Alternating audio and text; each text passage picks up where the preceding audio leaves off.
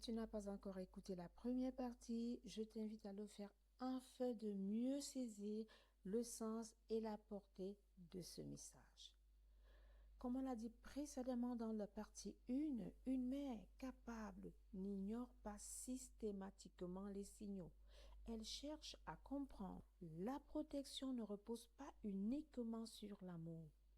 Elle exige aussi du discernement. Tu peux profondément aimer ton enfant et néanmoins avoir besoin d'apprendre à mieux observer, mieux écouter et mieux poser tes limites.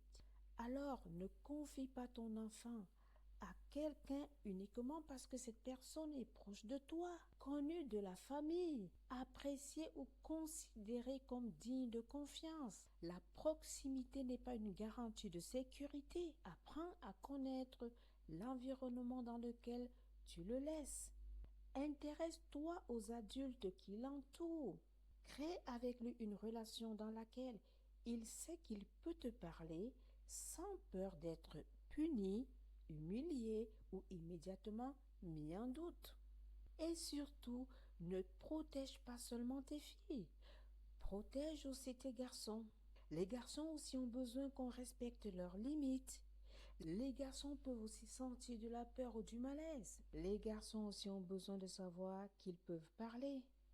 Apprends à ton enfant que son corps mérite le respect, qu'il peut te parler lorsqu'une situation le met mal à l'aise, qu'un adulte ne devra pas lui demander de garder un secret concernant son corps ou un comportement qui lui fait peur.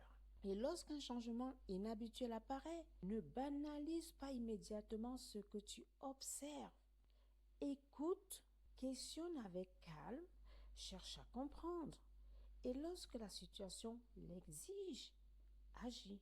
Parce qu'élever un enfant ne consiste pas seulement à préparer son avenir, c'est aussi protéger suffisamment son présent pour qu'il puisse construire cet avenir. Tu peux élever des enfants équilibrés. Deviens la femme capable de les accompagner avec amour, de les guider avec sagesse et de les protéger avec discernement.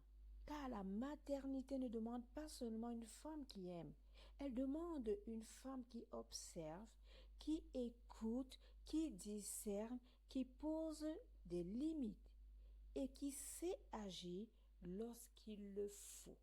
Chez Femme Capable, Flore GM, nous ne commençons jamais par la vie que tu veux construire. Nous commençons toujours par la femme que tu dois devenir.